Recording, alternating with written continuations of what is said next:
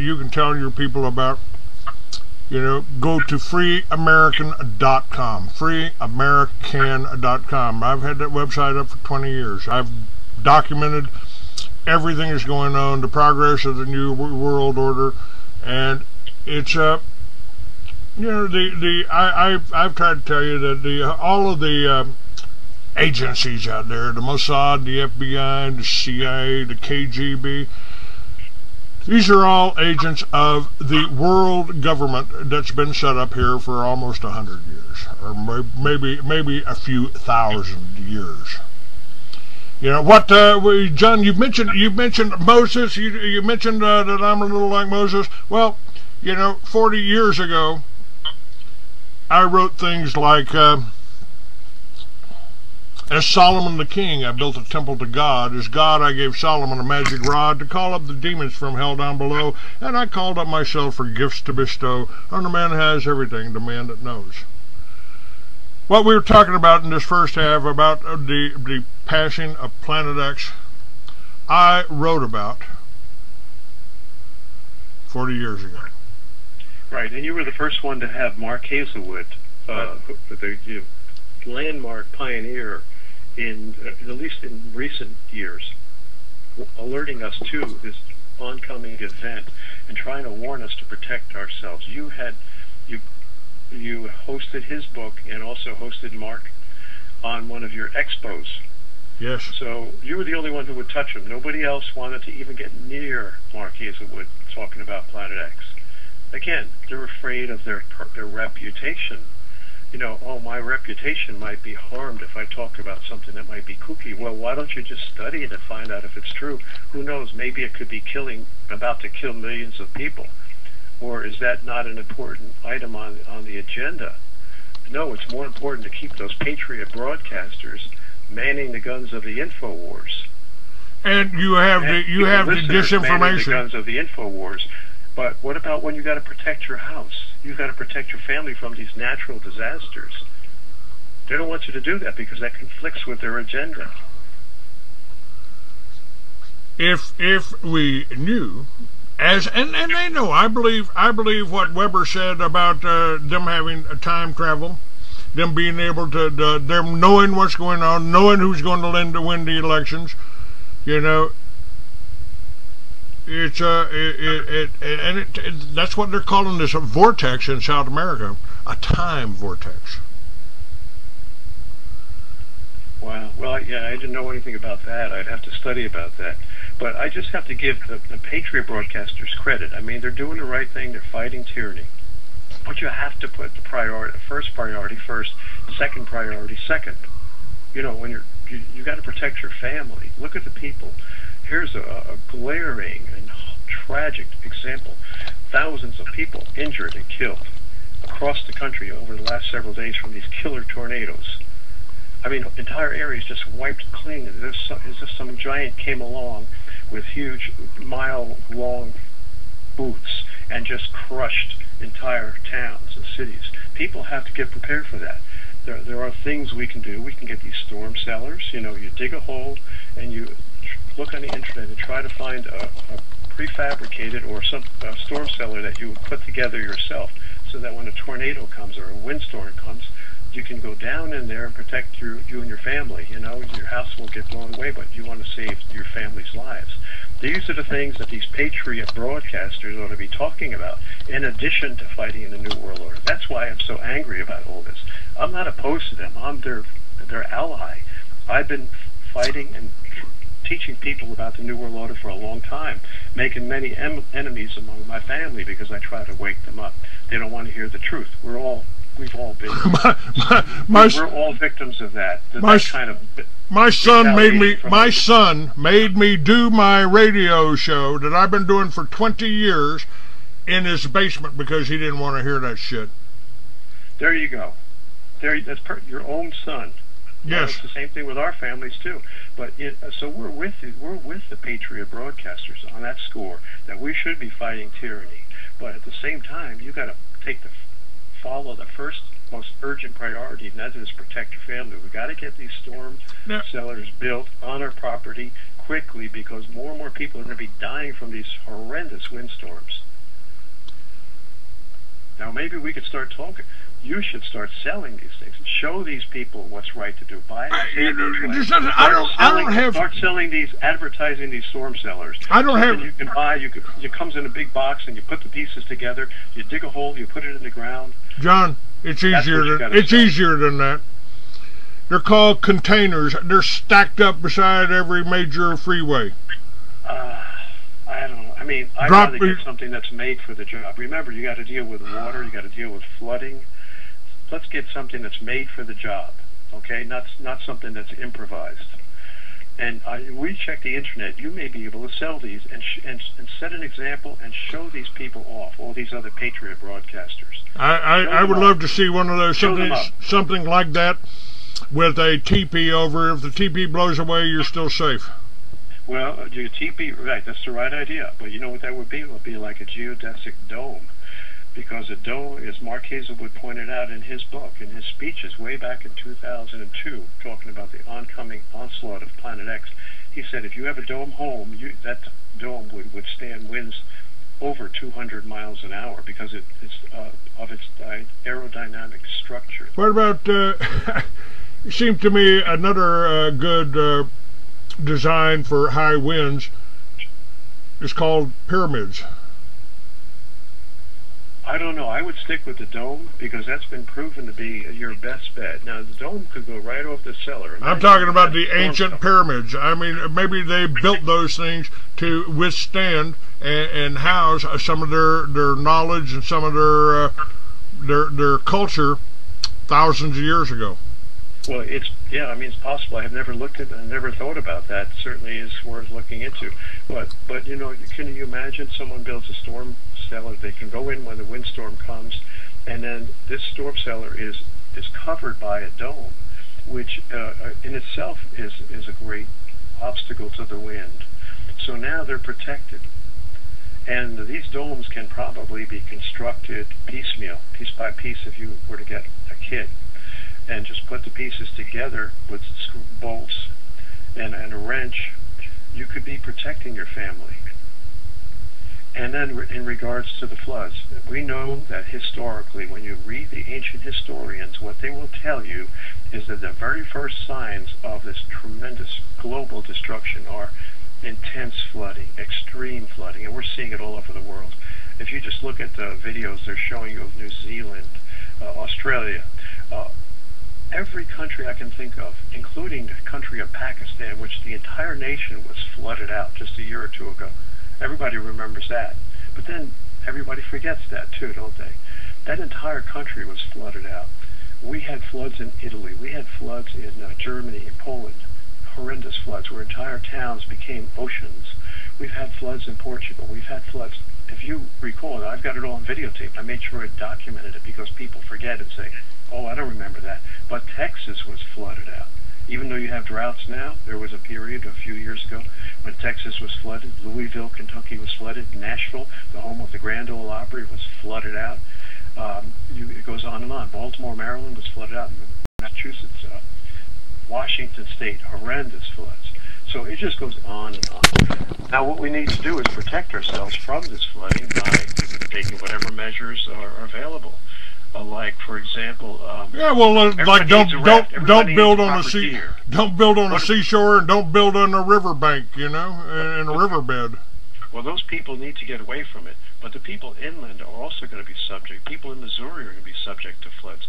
Now, there's rain gear that you can wear. You see on the Weather Channel the people in flooded areas.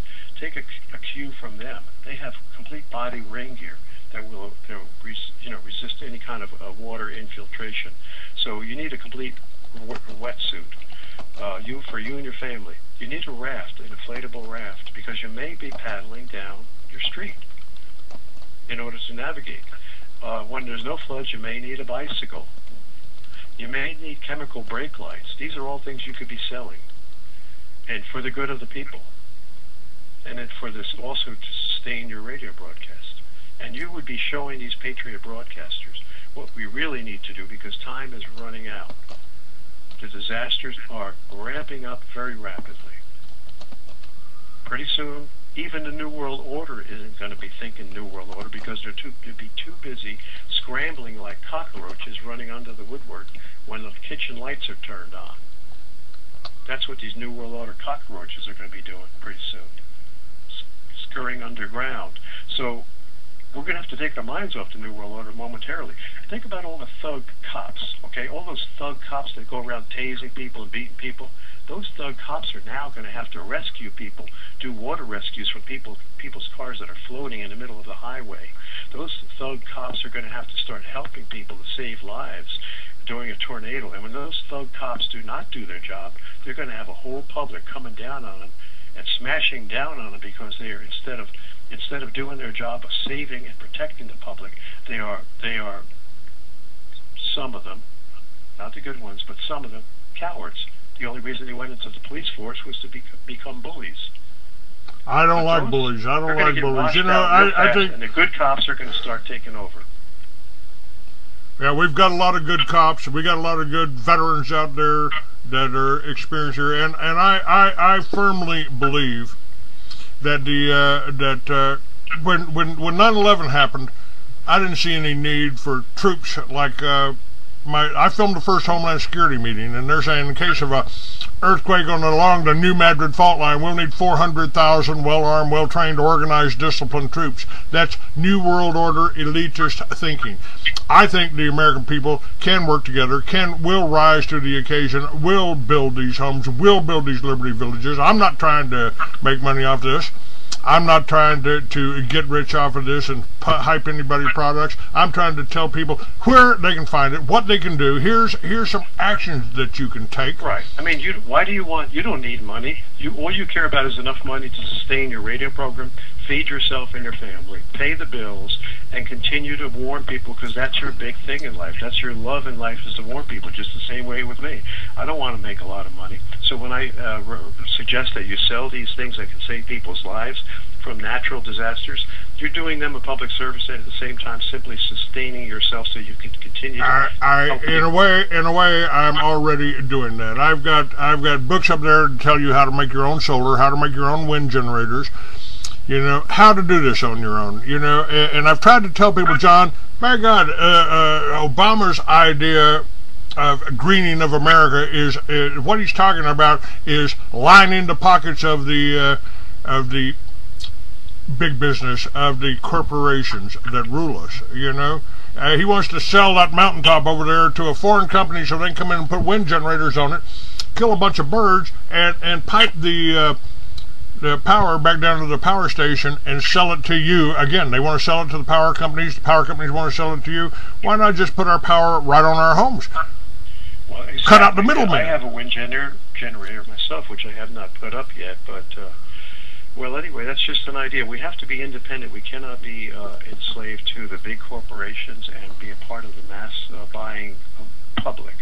We have to live individually, and that's why they took out Waco, because the people at Waco were trying to become self-sustaining. That's why they tried to take you out, because you were trying to become self-sustaining. But let me tell you, God is coming along with these natural disasters that will force everybody to become self-sustaining and to defend their own lives and feed themselves individually. It's going to be a forced change in our society, and God is the one who's going to bring it about.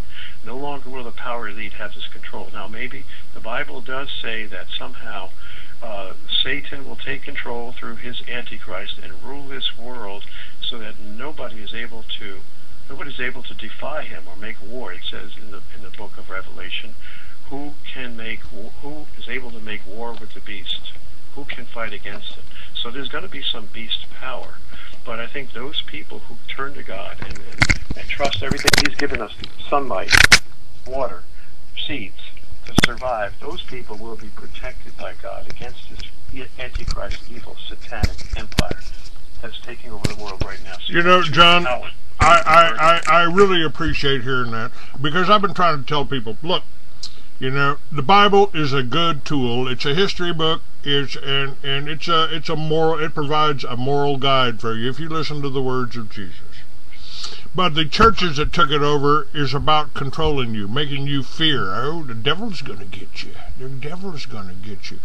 I don't want a bunch of afraid people around me. I want a bunch of people that are standing up and saying, "Hey, we're going to take care of ourselves. We're going to protect our families. We're going to protect our land. We're going to protect our country." That's what Jesus taught, Clay. To be independent, get away from the satanic system. Come out of her. Come out of her. You're advocating exactly what Jesus said, to go back to God and what God gave you.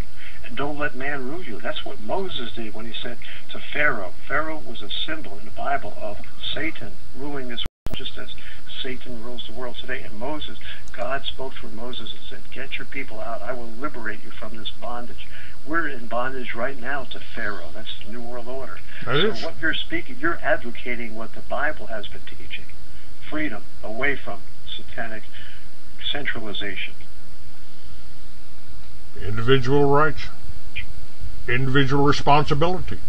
You know, when the World Trade Center came down, I didn't see any Americans looting. I didn't see any Americans shooting anybody. I saw Americans helping other Americans. I saw firefighters and police and the man off the street, you know, the janitor in the North Tower rescued over 50 people. This is the America that I believe in, that I love, and I think that's the biblical America. I'm not a member of any church. I got my own. THC Ministries of Arizona. And the person that set me up with that church is doing, he's in jail without bond because of the feds. You know, this is this is the real New World Order attacks. You know, if we were growing hemp in our backyard, John, we wouldn't need to have any drug dealers out there. We wouldn't be spending tons of money with CIA financed drug operations and cartels that the BATF is supplying with weapons. You know, to me, I think you've actually got it right. You know, I've said over and over again, I wouldn't be doing what I'm doing today, folks, if I didn't feel that this is what God wanted me to do. I don't believe God stopped talking to the prophets and to people like Moses 2,000 years ago. And I've told preachers. The Bible says that Jesus Christ, the Lord Jesus Christ, is the same yesterday, today, and forever. So if he spoke to people 2,000 years ago in the Old Testament, and the Old Testament proves that God was the Savior who later became Jesus Christ. Well, if he spoke to Moses 4,000 years ago, and he spoke to us 2,000 years ago, you know he's still speaking to us today. He spoke to his apostle John nearly 2,000 years ago and said, "I'm going to give you a vision of the New World Order, what's going to happen to the tyranny that's going to oppress you, and how you can liberate yourself from that New World Order." He gave that vision to John 2,000 years ago, and he's continuing to speak to my mind as I pray to him, God our Savior. And if you talk to God, you don't have to call him the Savior, but you'll find out pretty soon he's going to come to save us if we call out to him. Then you will know that you're absolutely right, that he continues to talk to people because he's the same yesterday, today, and forever. And that's what the book of Hebrews states. We can,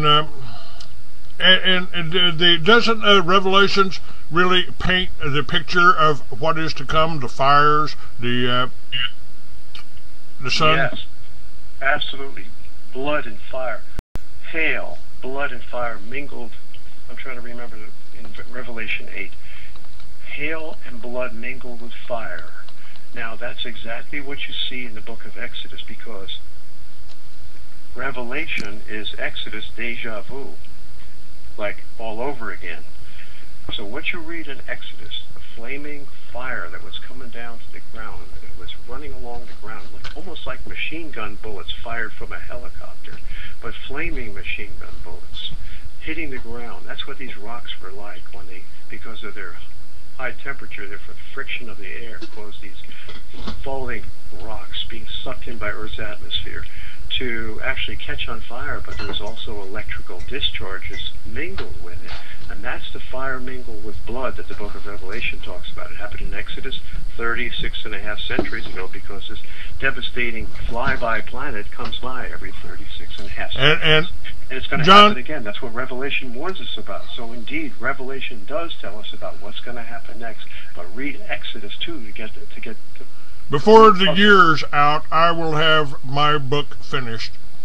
And you can already read parts of it, folks. If you go to my archives page in the Free American website and click on the Future Past, you will read a description of exactly what John is talking about that I wrote 40 years ago. Now, whether God's talking to me or whether I just got a real good imagination or whether it's more than that, you know, I wrote about all this, and I wrote about what happened 5,000, 6,000 years ago. And well, you should read clips of it now, since they're so appropriate to our today's events. Go back and say, this was written 1987, and then read it, have it prepared before the broadcast, and read various clips like the rockets that you saw, or the meteors from space come plunging down to the Earth. Those kinds of passages. You know, there was I called it the conjunction. I called it the passing of Jupiter and Mars very close to the planet Earth. And again, we don't know exactly where it is. We don't know what the asteroid belt was. You know, and so what I wrote as fiction could really very well have been truth. Right. Well, anyway, we're going to see these things over again. We need to know. We need to read the book of Exodus and read. That tells us what happened the last time Planet X flew by, and then we need to read the book of Revelation, because it tells us what's going to happen. The same thing is going to happen when Planet X flies by again, so that we can protect ourselves. We need to know this. If you're in the military, you need to know how to go into combat. You need to be prepared. That's what we have to start doing right now. The first preparation is turning to God and knowing that He is bringing this against us. He tells us throughout the Old Testament, He says, I'm going to destroy the people because they have not turned to me. They have not opened their minds to my presence. I've given them every sort of clue proof that I could possibly display for them, to show that there's so we've got a 3,600, and yet they have ignored me and lived their own lives. Now it's time to close shop. Now it's time to destroy the world. But for those who call out to me, will be saved, and that's the hope that we have. The only hope. Everything else is despair. Well, I don't believe that. I believe I'm going to make it. I believe I am going to be one of those people that survive. Because John, I mean, there's you know, again, I'm not overly. I don't think people would consider me overly religious. But I've been driving full speed, had a green light, and locked up the brakes and went skidding into an intersection just as a car that I couldn't see ran the red light. You know, that's more than that's. It's more than a coincidence. It's more than coincidence. Right. Oh yeah, they've done it. Listen, I know of a guy on a bike. He was like you. He up in Canada. This guy was really making a big stir with talking about the horrible, the tyranny that was existing throughout the government of Canada. And they tried to kill him. They had somebody come by with a car and hit him while he was on his bike. And then the car tried to run over him, back over him again. And he swore that an angel came and saved him, that somebody came and saved him somehow. But he didn't know who that person was, but he swears that it must have been an angel. And that's the only reason he's alive today. He's crippled today. But there's an example of how they will try to take people out who are a threat to their power. People like you and me who talk about turning to God and turning to independence and individualism and away from the power structure. They want us to remain in fear of them. They want us to remain in fear. And that's why and I wanted to get to this point. This is so crucial. Yes, they are using HAARP, probably. I'm not sure, but possibly they're using HAARP to trigger earthquakes. But here's the thing. They want us to believe that it's the New World Order satanic elite that are causing these earthquakes so that we will fear them. when in fact all they're doing is lighting the fuse. The real bomb. That's right. That's a very good point. X above, causing these disasters, so they can see when the earthquakes are about to occur, when the stresses are building up on the tectonic plates in Japan, and then say, okay, let's use HAARP and trigger it so that the people will think that we did it, and therefore they will fear us. They maintain control over the masses by fear. But the real power of these earthquakes is coming from God by Planet X. And I'm going to, on this conversation, I'm going to put up the link to my article, which is just a short story called The Future Past, folks. And in the future past, my characters are aboard what I call Earth ships, built in Atlantis. They violated over thousands of years of isolation to go out and educate and help civilize the other races on Earth. Because they, and in a lecture they said, we're counting quite heavily on you four men, nodding his head to include the other three captains and their mate, to preserve the knowledge we've accumulated over the years. We've known for 250 years that the planets would approach Earth's orbit in the week to come. We know it will be close. We do not know how to calculate exactly how close. The resulting contact may completely destroy our world, escaping that we can should be sure that the ensuing upheavals may destroy most of the sentient life on this planet. We provided for you and the men and women of your crew the optimum survival craft for a collision between planets. It's your task to survive and lead the surviving population of these worlds along the path of civilization. If some of you should survive, but your ship is lost, there have been 3 libraries established in locations calculated to survive the catastrophes. He pointed out the locations in Tia, Egypt, and one in Asia. It'll then be up to you to make your way there and establish yourself as the keeper of the keys of the civilization. It's hoped, of course, that with a miracle we will survive here also. Even now the destruction has begun. We have reports that the expected meteor shower has started. The space station has been destroyed. I can urge you to get to your ships as soon as possible. I wrote that 40 years ago, folks. Well, it sounds, you should read passages from your writings, your fiction writings, because they seem to be especially appropriate today. Let me read you something right from the book called Return of Planet X by Jason Rand, R-A-N-D. The quote, the accounts of Solon, Solon was a Greek statesman and historian. The accounts of Solon and the demise of Atlantis are not the only ancient records of massive cataclysms that the Egyptians have left us. In 1828, the Museum of Leiden in the Netherlands obtained a copy of an ancient text known as the Ipuwer Papyrus, I-P-U-W-E-R, Papyrus. This text describes a massive cataclysm that struck Egypt thousands of years ago and sent this remarkably organized civilization into total disarray. Some excerpts from the Ipuwer Papyrus are as follows, quote, plague is throughout the land, blood is everywhere, the land turns round over as does a potter's wheel, earth turned upside down, that's in the Bible, Isaiah 24 also, earth turned upside down, land upside down, human beings thirst after water. What shall we do? All is ruin. Cattle are left to stray, and there is none to gather them together. Trees are destroyed, no fruits, no herbs. Grain has perished. Gates, columns, and wall are consumed by fire. The sky is in confusion. Now, what they're saying there is that the stars are wobbling, are swirling all over.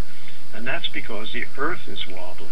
When you look up in the sky and your earth is wobbling, all the stars appear to be swirling around.